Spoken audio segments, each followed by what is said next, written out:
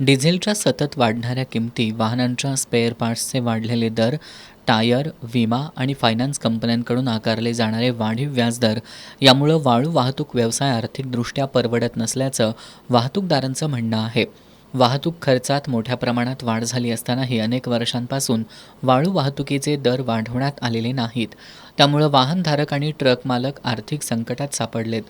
याबाबत 11 जून रोजी कोल्हापूर जिल्ह्यातील सर्व वाळू वाहतूकदारांची बैठक पार पडली. या बैठकीत संचालक, सभासद आणि वाहनधारकांनी एकमतानं बेमुदत वाहतूक बंद आंदोलनाचा निर्णय घेतला. त्या अनुषंगानं आज शिरोली नाका इथं कोल्हापूर जिल्हा वाळू ट्रक वाहतूकदार संस्थेच्या वतीनं आंदोलन केलं.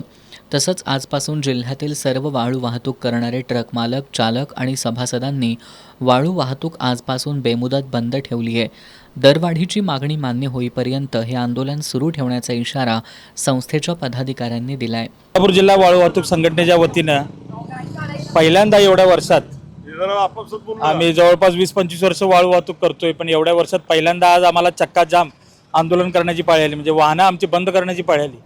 ही वेळ आली कशामुळं, तर डिझेलच्या दरवाढीमुळे वाढलेली महागाई, त्याच्यामुळे टायरचे वाढलेले दर, इन्शुरन्सनं वाढलेला आहे, थर्ड पार्टी इन्शुरन्स जो काय वाढला आहे, त्याच्याप्रमाणे RTOचे टॅक्स सुद्धा आम्हाला वाढलेले आहेत आणि ते दर महिन्याला वाढत आहेत. पण आम्ही ह्या वाढलेल्या महागाईचा आम्हाला फटका बसतोय. आमच्या गाड्यांच्या मेंटेनन्स करता, मेकॅनिकलच्या संदर्भात जो काय आमचा खर्च असेल तो पण वाढायला आहे. पण आम्हाला समोर आम्ही गिरायकाला दर आजपर्यंत कधी वाढवलेला नाही आहे आणि आम्ही त्या बाबतीत कधी बंद पुकारलेला पण नाही.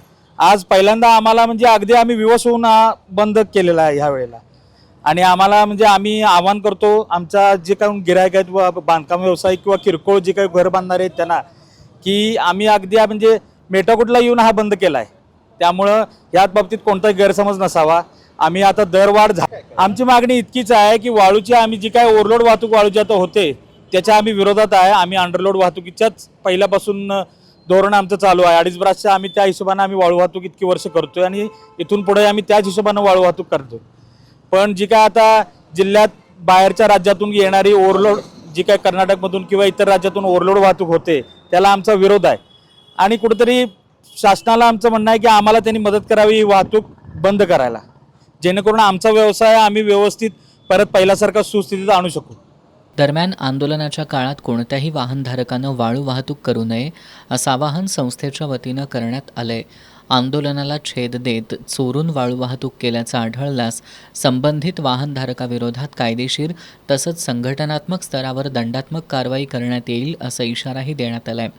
आंदोलनात संघटनेचे अध्यक्ष विजय पाटील, उपाध्यक्ष विजय तेरदाळकर, सचिव युवराज कामत, खजिनदार अतुल जाधव यांच्यासह अमर राणे, सचिन कांबळे, अमोल फाळके, सचिन माटुंगे, गणेश नाईक, राजू निगडे, राहुल मुळे, प्रमोद माळी, समीर शेख, पांडू खंदारे तसंच संचालक आणि सभासद सहभागी झाले होते. वाढत्या खर्चामुळं आर्थिक अडचणीत सापडलेल्या वाळू वाहतूकदारांच्या या बेमुदत आंदोलनामुळं आगामी काळात जिल्ह्यातील बांधकाम क्षेत्रावर परिणाम होण्याची शक्यता वर्तवली जाते.